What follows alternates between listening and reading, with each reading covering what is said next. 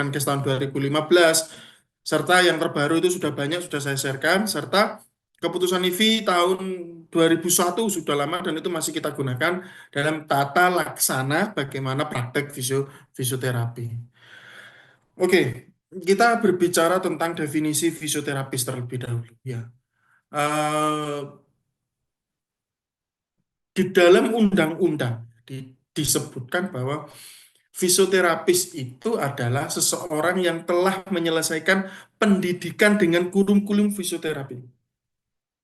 Sehingga tidak dijelaskan secara rigid apa yang membedakan antara D3, D4, S1. Anda mau lulusan D3, Anda mau lulusan D4, Anda mau lulusan S1, atau Anda lulusan profesi pun, Anda tetap disebut sebagai seorang fisioterapis. Saya sempat sedikit berdiskusi dengan beberapa kolega dosen yang dari Poltekkes yang dia ambil S2 Kesehatan. Bagaimana yang membedakan antara S1 dan profesi? Apakah Anda lulus S1 juga disebut fisioterapis? Dan jawabannya ya. Anda lulus S1 itu bisa didefinisikan sebagai fisioterapis.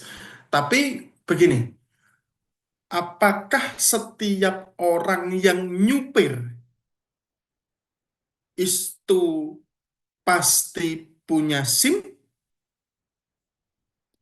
atau orang yang punya SIM pasti bisa nyupir?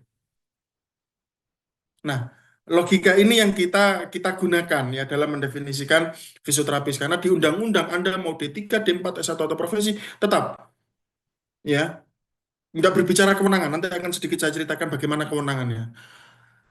Seseorang yang bisa nyupir ya, seseorang yang bisa nyupir kendaraan roda 4 atau lebih bisa dikatakan supir tidak?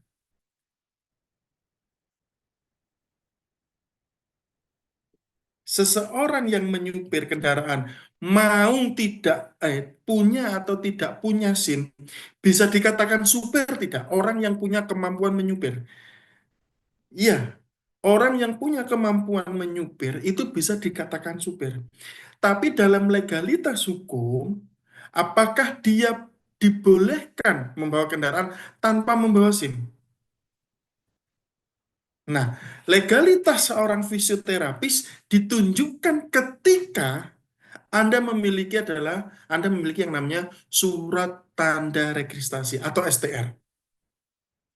Ya, menyedihkannya Anda yang lulusan S1 itu tidak langsung mendapatkan STR. Ya, menyedihkannya. Anda harus proses 1,5 tahun lagi untuk mendapatkan STR. Menyenangkannya, anak-anak mahasiswa yang lulusan D4 tanpa profesi pun dapat STR. D3 yang hanya pendidikan 6 semester 3 tahun sudah mendapatkan STR. Compare di beberapa negara yang sudah saya kunjungi. Let's see Malaysia lah. Ya, oke. Gini, di apoteker, ya, di apoteker itu D3 atau S1 itu disebut sebagai asisten apoteker. Ya, jadi bukan apoteker, asisten apoteker. Di Malaysia, D3 dulu itu banyak, dan sekarang pemerintah Malaysia sedang menggerakkan untuk mengubah pendidikannya dari diploma ke bachelor atau S1. Sehingga sekarang ada perundang-undangan di Malaysia, ada asisten fisioterapis dulu. Sehingga orang-orang senior yang D3 D3 itu dipush oleh pemerintah untuk segera melanjutkan pendidikan ke D4, bukan D4, bachelor atau S1. Nah, di Taiwan, ya, di Taiwan itu pendidikan fisioterapis hanya 4 tahun, bachelor, hanya 4 tahun. Lulus, Anda langsung mendapat harus uji kompetensi, surat surat sudah selesai dapat fisioterapis. Di Polandia, negara yang pernah saya kunjungi, di Ceko juga, di Jerman juga, eh, pendidikan fisioterapi itu hanya 3 tahun bachelor, hanya 3 tahun. Tapi tahun 2018 atau 2019, Kementerian Pendidikan Uni Eropa mengatakan fisioterapis harus menambah 2 tahun. Sehingga menambah 2 tahun itu bukan ke S1, tapi ketika Anda kuliah kuliah di Polandia 3 tahun, ditambah 2 tahun, itu Anda sudah mendapatkan sertifikat master degree. Sehingga pendidikan 5 tahun di negara Eropa, itu Anda lulus sudah sebagai master fisioterapi, MPT atau MSCPT. Kalau di Polandia, di Ceko ada istilahnya MGR, apapun S2 semuanya di depan ditulis MGR. Nah, di Indonesia, Anda butuh 8 semester untuk S1 dan tambah 3 semester, sehingga 5,5 tahun untuk bisa mendapatkan STR. Kurang beruntungnya Anda. Nah, tapi insya Allah di angkatan Anda mungkin tambah tambah 2 semester aja. Jadi insya Allah kita sudah lakukan ke Korea ke depan, mungkin tahun ini kalau tidak tahun depan, pendidikan profesi di UMM hanya 2 semester, sehingga Anda saving 1 semester. Yang seharusnya 3 semester, 1 semester. Syukur-syukur saya mempush Anda, saya apa ya, menekankan kepada Anda untuk kalau bisa S1-nya lulus 3,5 tahun. Sehingga pendidikan per setengah tahun menurut saya sudah cukup. Di Taiwan, itu kalau Anda pendidikan fisioterapi selama 6 tahun atau 12 semester, NTU, karena NTU dia mengcopy paste pendidikan di US, di Amerika, atau di Amerika sekalipun, pendidikan fisioterapi 6 tahun, ya 6 tahun itu Anda lulus menjadi DPT. Anda cari itu apa DPT? Doctor of Physiotherapy. So, 5,5 tahun baru S1. Anda tambah 1 semester di Taiwan, Anda pulang itu sudah, dia titel pulang sudah MSc. Di Malaysia Anda cukup 4 tahun sudah selesai. Nah, sehingga definisi fisioterapis di Indonesia adalah, menurut saya dan menurut perundang-undangan ya, setelah Anda menyelesaikan pendidikan sebagai fisioterapis D3, D4, S1 profesi, dan Anda mendapatkan STR, itu disebutkan bahwa Anda legal secara hukum disebut sebagai fisioterapis. Anda bagaimana? Anda harus menyelesaikan profesi. Oke. Di Malaysia, kita itu tidak ada bedanya kewenangannya.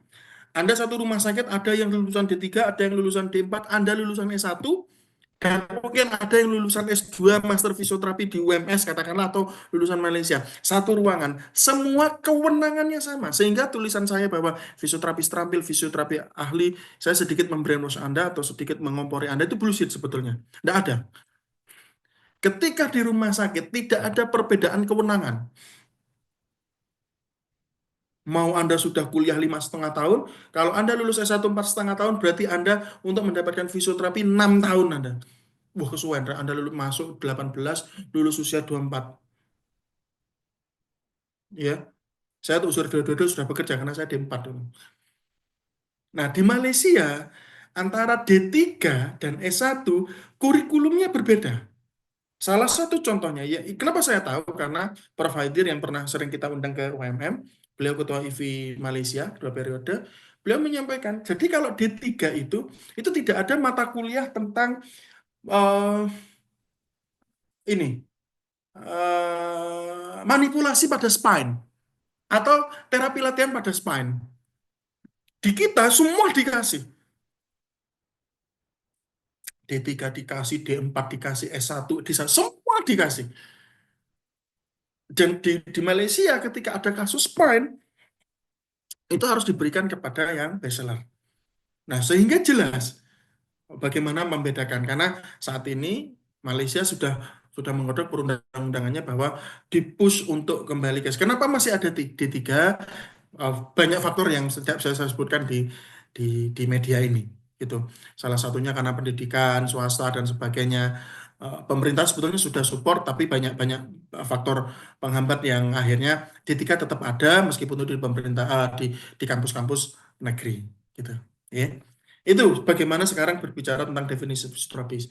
Semua bisa kita sebut sebagai fisioterapis. Tapi apakah legal disebut fisioterapis atau tidak, berdasarkan Anda memiliki STR atau tidak. Kita nanti berbicara tentang SIPF. Apa itu SIPF? Mungkin Anda sudah paham, di mana di luaran berbicara tentang SIPF atau surat izin praktek fisioterapis. Nah, Saudara-saudara, bahwa saya sering menyampaikan di mata kuliah yang di sebelah, di neuro, bahwa pertama, kewenangan praktek fisioterapis. Fisioterapis di Indonesia, siapapun Anda punya wewenang 5 poin ini. Ya, Anda punya wewenang 5 poin ini. Pertama, Anda punya kewenangan atau punya kewajiban untuk melakukan asesmen terhadap pasien Anda. Di dalam praktek di rumah sakit, mungkin Anda sudah mendapatkan diagnosa eh, dari rujukan dokter A, dokter B, atau dokter H medisnya. Tapi ketika Anda menjadi fisioterapi independen, katakanlah Anda punya klinik atau fisioterapisnya hanya Anda saja, belum ada dokter H medis yang ada di tempat itu, Anda wajib melakukan asesmen terhadap klien atau pasien Anda. Contoh kita bilang cervical root syndrome, cervical root syndrome. Keluhan datang, nama, usia, riwayat penyakit dahulu. Oke, keluhannya apa? Oke, keluhannya pada daerah leher. Setelah lo melakukan pertanyaan kepada klien Anda, Anda melakukan tes spesifik ULT1, ya, provokasi. Oke, ini kemungkinan dermatom Anda lakukan. Oke, ini kemungkinan C5C6-nya ada masalah. Ini cervical C6 C5. Muncullah itu diagnosa, ya. Anda lakukan room pada lateral fleksi atau pada lateral fleksi, lateral rotasi pada pada neck, derajatnya sekian, visual analog scale-nya sekian, numeric rate scale-nya sekian. Mungkin Anda palpasi menggunakan eh, jari-jari Anda, oh ini ada spasm dan sebagainya. Itu menjadi tahapan awal sehingga muncul diagnosa cervical throat syndrome pada akar C5 C6. Ketika Anda sudah mendapatkan diagnosa tersebut, Anda melakukan perencanaan fisioterapi. Ini pasien diapakan ini? Supaya keluhan-keluhan yang kita asesmen tadi itu bisa berkurang. Oh, katanya Pak Rahmat ini dikasih ini, ultrasound dan sebagainya, diatermi, electrical stimulasi, exercise dan sebagainya. Setelah Anda melakukan perencanaan fisioterapi, Anda lakukan intervensi sesuai perencanaan Anda. Dan yang terakhir, kewenangan praktek seorang fisioterapis adalah Anda harus mengevaluasi yang awalnya nyeri pada daerah leher, katakanlah secara subjektif pasien menyampaikan, Pak, kalau 0 itu tidak ada nyeri, 10 itu nyerinya tidak tertahankan menggunakan kartu dan sebagainya. Iya, 7. Anda harus lakukan ulang. Pak, bagaimana? Oh, nyerinya sudah berkurang. Tadi tadi 7, mungkin sekarang yang sekitar 5 atau 4 lah. Masih, oh ada. Pak, kita lanjutkan ya terapinya supaya bisa selesai. Sehingga 5 poin kewenangan praktek fisioterapis itu mutlak Anda harus punya. Dari Anda punya itu dalam arti kemampuan atau skill ya.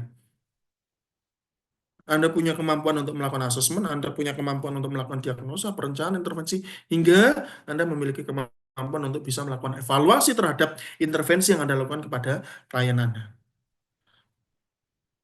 Oke. Nah, bagaimana kewenangan fisioterapis? Pertama, fisioterapi itu wajib menghormati hak pasien. Dan itu adalah keilmuan basic dalam hukum kesehatan. Ah, gini, kalau nanti tanggal 30, kalau nggak 31, kita ada seminar kemahasiswaan tentang isu-isu hukum kesehatan. Nanti pematerinya adalah Prof. Sidik, beliau pakar, beliau lawyer, dia pengacara, tapi beliau sekretaris universitas. Kalau Anda berminat tentang sedikit isu-isu kesehatan, datang. Kita batasi cuma 150 peserta. Ya. Pertama, kembali lagi ke materi, menghormati hak pasien. Apapun warna kulitnya dan sebagainya, itu materi-materi yang mungkin Anda sudah dapatkan. Nah, ini yang penting. Kemarin, oh, ada yang sudah masuk. Kemarin, kemarin hari Selasa, tapi ada yang sudah masuk ya? Kelas apa? Kemarin yang tepi masuk. Kelas C, Pak. Ini tidak ada di sini ya? Ada. Ada ya?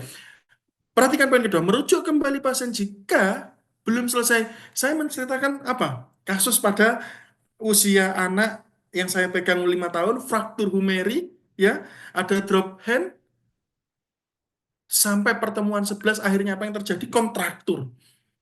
Sehingga kita rujuk lagi, seharusnya tidak sampai kontraktur pun itu harus bisa diselesaikan. Yang saya cerita bahwa mungkin si anak pasien ini melihat saya nggak nyaman, takut dan sebagainya karena perempuan usia anak-anak. Sehingga tidak jelas pada rujuk ke Bu Atika setelah tendon lengthening operasi. Bayangkan. Sehingga sebagai fisioterapis Anda tidak perlu untuk jumawa. Ini bisa, ini selesai, ini kita habisi. Kalau memang sudah ada postur bahwa Anda, contoh eh, Anda terbiasa dengan anak seperti Bu Atika ya, akhirnya masuk kok ada kasus-kasus sport ya, ya kita harus rujuk ya. Yang selanjutnya adalah menyimpan rahasia. Kadang pasien itu cerita, treatment itu 1 jam, cerita sembarangan dan sebagainya. Atau kondisi pasien itu kita harus cerita, kita harus keep rahasia pasien kecuali ada permintaan dari pengadilan. Ya, kecuali ada permintaan dari pengadilan, Anda bisa membuka bagaimana kondisi pasien. Meminta persetujuan pasien, contoh eh, eh, fisioterapisnya saya laki-laki, pasien perempuan usia 35 tahun, datang ke saya dengan keluhan nyeri pantat menjalar hingga ke paha belakang. Ketika sudah kita lakukan asesmen, ini kemungkinan isi adikusnya nyenggol si piriformis. Dan Anda tahu sendiri kan piriformis di mana? Saya harus melakukan ultrasound, saya harus meminta persetujuan pasien. Bu, Mbak, mohon izin. Ini sepertinya piriform yang kena. Nah, piriform itu ada di daerah belakang pantat ibu atau mbak. Sehingga apakah ibu berkenan saya lakukan ultrasound? Ultrasound itu apa? Jelaskan. Oh enggak mas, saya malu. Oke sudah. Ibu mau bagaimana? Oh angkat-angkat aja. Oke kita kasih diatermi. Kasih kasih handuk, towel, selesai. Bu ini harus menggunakan electric stimulation. Cuma gimana electric stimulation? Ini padnya harus ditempel. Harus minta persetujuan pasien. Enggak langsung buka, tempel, buka, tempel.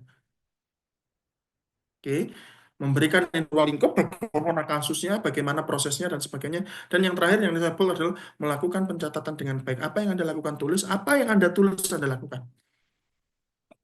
Oke. Nah, bagaimana pelayanan rujukan? Saudara-saudara, saya kasih contoh di Taiwan.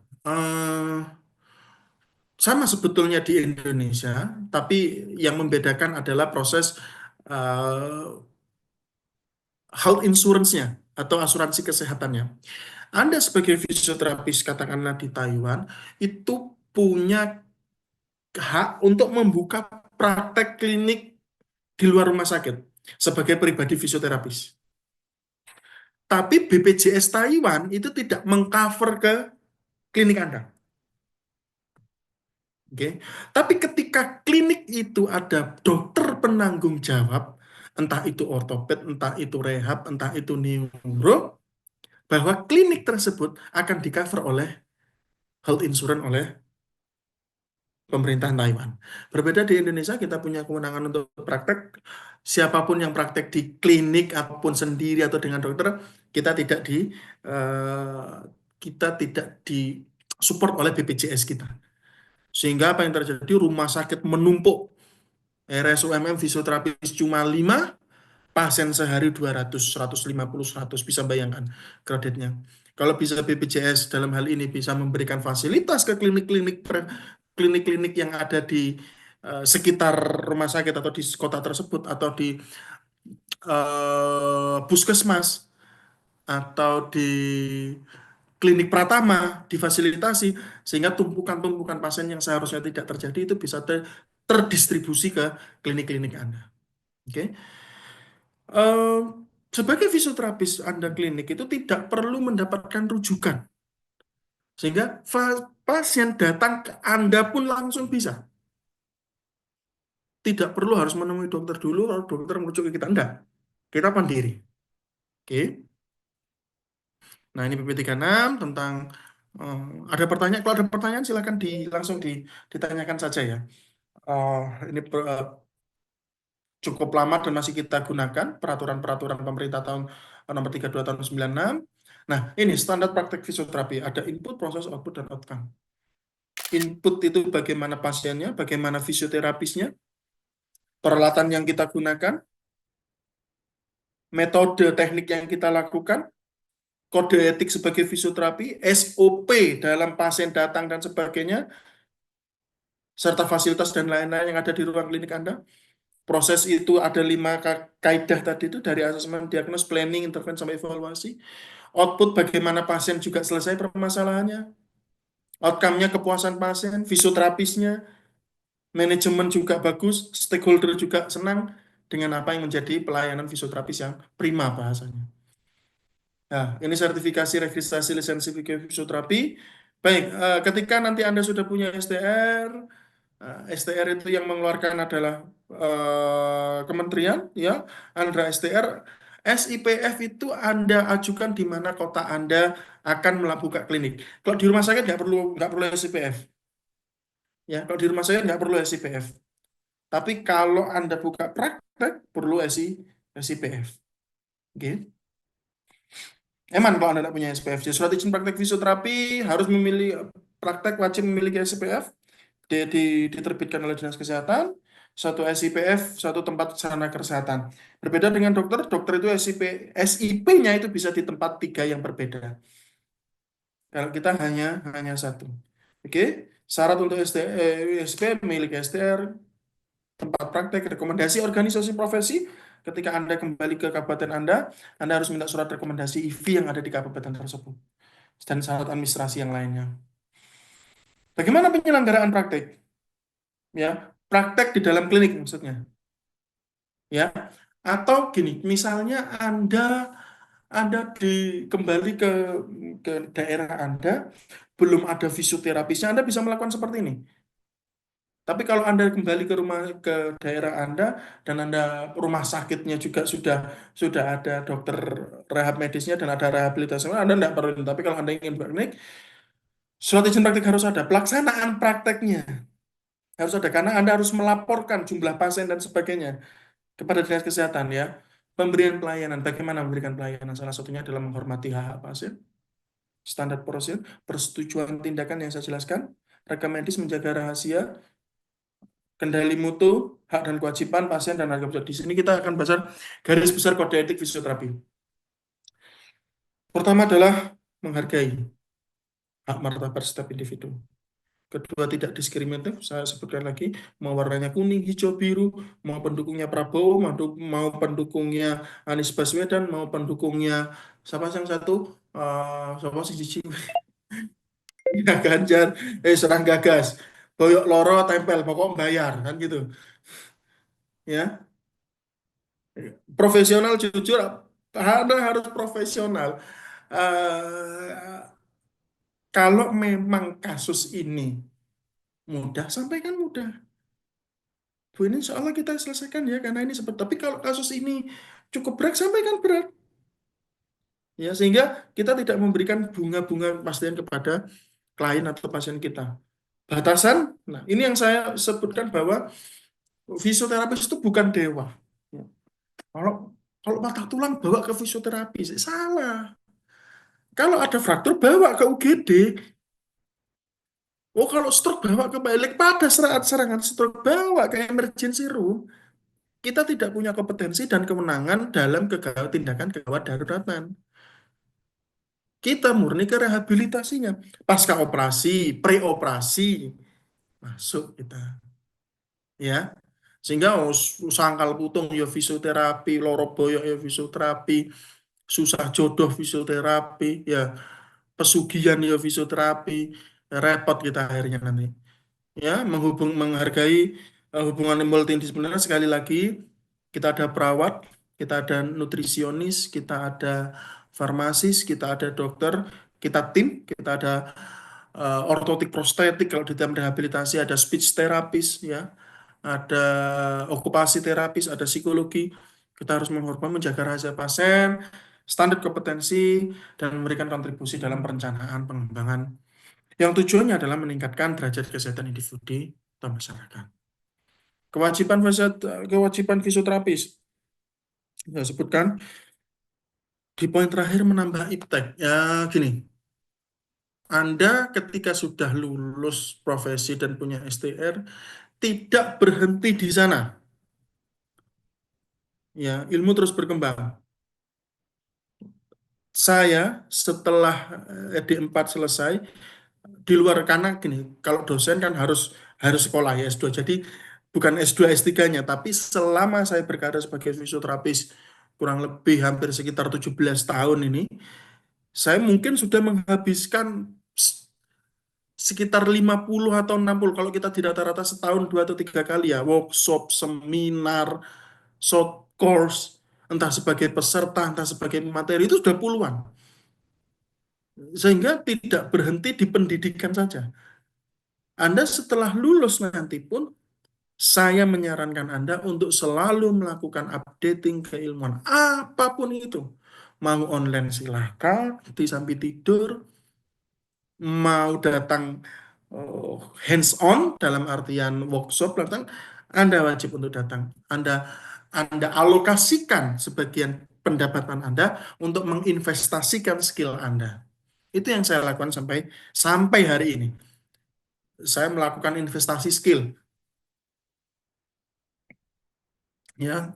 Saya harus melakukan short course, saya harus conference setiap tahun dan itu kita sisihkan dalam pendapatan. Nanti Anda, saya menyarankan juga seperti itu. Nah, hak fisioterapis. Saya fokus ke kalimat terakhir. Anda sebagai fisioterapis berhak atas jasa yang sangat layak. Oke, kuliah mahal di Malang, kos-kosan aja sekarang berapa? Kos-kosan cewek. Kalau kos-kosan cowok mungkin masih 500-600 lah ya, ada ya mungkin kos-kosan cowok. Tapi kos-kosan cewek mungkin ya sekitar satu lah ya. Satu, 1,5. Bayangkan itu berapa berapa berapa bulan? 12 kali 4, 12, 48. 48 tambah per profesi Anda pindah-pindah. Sehingga banyak investasi yang Anda keluarkan. Orang tua Anda sebetulnya, bukan Anda. Orang tua Anda keluarkan. Sehingga poin terakhir, Anda berhak atas jasa yang layak sebagai fisioterapis. Wow, fisioterapi kok mau duitan biar sekolah nggo duwe ranggo godong, ya kan? Sehingga ketika Anda nanti punya klinik, sekali lagi silahkan Anda melakukan eh, income Anda itu yang layak menurut Anda, yang tidak membebani klien Anda. Ya. Tapi poin terakhir yang saya sebutkan di slide ini adalah Anda sebagai fisioterapis berhak atas jasa yang layak. Oke. Pak, gini, ya saya sepakat bahwa eh, butuh waktu, ya, butuh waktu. Saya 17 tahun sebagai fisioterapis katakanlah ya. 16 tahun sebagai fisioterapis. Sehingga jangan lihat 16 tahunnya, tapi Anda lihat bagaimana, coba tanya-tanya senior-senior Anda atau dosen-dosen Anda bagaimana mengawali sebagai seorang fisioterapis. Oke, tapi yang jelas Anda berhak atas jasa yang layak. Ya, saya kurang kurang kurang kurang terima kalau Anda tidak dihargai secara layak sebagai profesi fisioterapis. Ya, tapi memang butuh waktu. Insya Allah kesuksesan ada di Anda nanti, Insya Allah. Oke, ini hak-hak pasien, memperoleh informasi, persetujuan atas tindakan medik. Oke, ya, dibuka celananya boleh Pak Bu, enggak mau. Iki kok fisioterapisnya rodok, rodok mengo ya. Aku tak pindah fisioterapis lain. Silakan. Harus mendapatkan second opinion. Silakan. Menolak pengobatan Bu, ini nanti kita lakukan. Oh, enggak mau saya dilakukan ini. Hak pasien. Tuh, ini kita 3 kali. Enggak, sah sekali aja sudah cukup. Saya harus menghentikan pengobatan kepada fisioterapi. Selesai. Enggak masalah. Anda tulis rekam medisnya. Mbak, coba lihat saya rekam medisnya. Tunjukkan. Itu hak pasien. Dan memilih sarana kesehatan, ya hak pasien mereka bayar. Sama-sama 150.000, yang satu AC, yang satu enggak AC. Sing siji dikasih dikasih setiap datang dikasih teh, dikasih minum hangat, sama-sama 150.000, boro-boro teh minum aja nggak dikasih, kan gitu ibaratnya. Sehingga ya punya itu hak pasien untuk bisa memilih sarana kesehatan di mana yang menurut mereka nyaman terhadap fisioterapisnya. Oke. Ada pertanyaan dari diskusi sebentar kita masalah bagaimana cakupan dan prinsip kode etik fisioterapis? Silakan. Kalau mau tanya tentang penugasan juga silakan. Tidak ada, kalau tidak ada, saya cukupkan materi, nanti saya share untuk materinya melalui Mbak Agnes. Terima kasih atas atensi Anda, saya akhiri.